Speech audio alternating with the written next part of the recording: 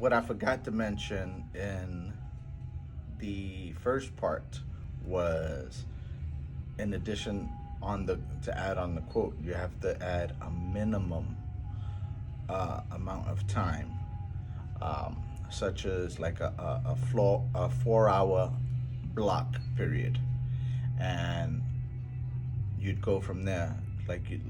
Example, let's say you bill them out, your networking charge is 150 an hour.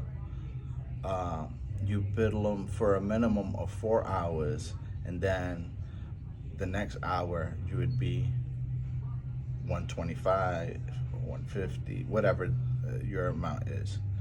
um, and at the end of it, you would offer some kind of monitoring services or what have you, as incentive, so they don't feel like they got ripped off or scammed.